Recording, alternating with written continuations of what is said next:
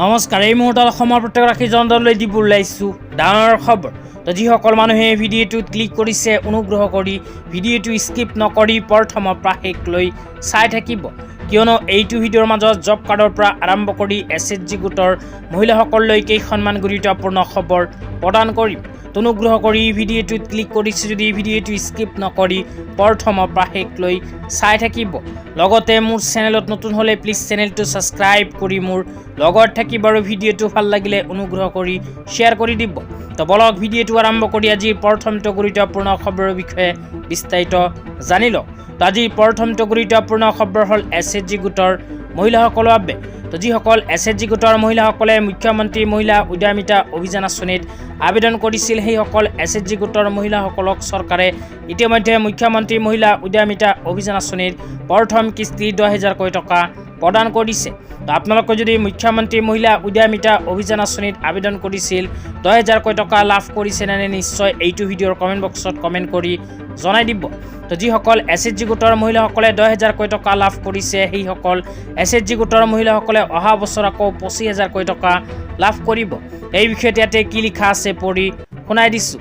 ইয়াতে লিখা আছে 10,000 to every member on fulfil eligible criteria in first year. ইতিমধ্যে চৰকাৰে 10,000 টকা SHG গোটৰ মহিলাসকলৰ বেংক একাউণ্ট যোগে প্ৰদান কৰিছে। দ্বিতীয় নম্বৰত কৈছে 12,500 from gov and 12,500 from bank, total 25,000 on next 2 years. তো ইয়াতে উল্লেখ কৰা অনুযায়ী যিসকল SHG গোটৰ মহিলাসকলে 10,000 টকা লাভ কৰিলে, সেইসকল SHG গোটৰ মহিলাসকলক 12,500 টকাৰ লগতে 12,500 টকা বেংকৰ ফালৰ পৰা ঋণ প্ৰদান কৰি সৰ্বমুঠ 25,000 টকা প্ৰদান কৰিব। তো আপোনালোকে আকৌ মুখ্যমন্ত্ৰী মহিলা উদ্যমিতা অভিযান আঁচনিৰ জৰিয়তে 12,500 টকা চৰকাৰৰ ফালৰ পৰা সম্পূৰ্ণ ফ্ৰীতে লাভ কৰিব।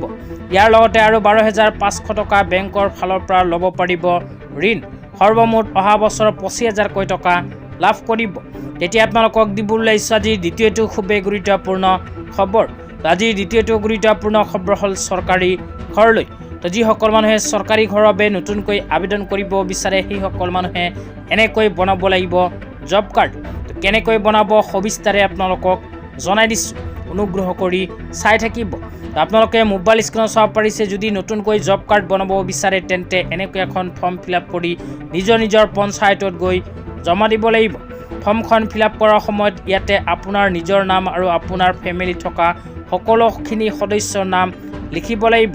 লিখাৰ পিছত আপোনাৰ গাঁৱৰ নাম, পঞ্চায়তৰ নাম আৰু ব্লকৰ নাম লিখিব লাগিব। এইখিনি লিখাৰ পিছত আপোনাৰ এখন ফটো ইয়াতে দিব লাগিব। ফটোখন দি আপোনালোকে ফৰ্মটো ফিল-আপ কৰি নিজৰ পঞ্চায়তত গৈ জমা দিলে আপোনাৰ নামত জব কাৰ্ড ইছ্যু হৈ যাব। তো আজি ইমানেই, ধন্যবাদ।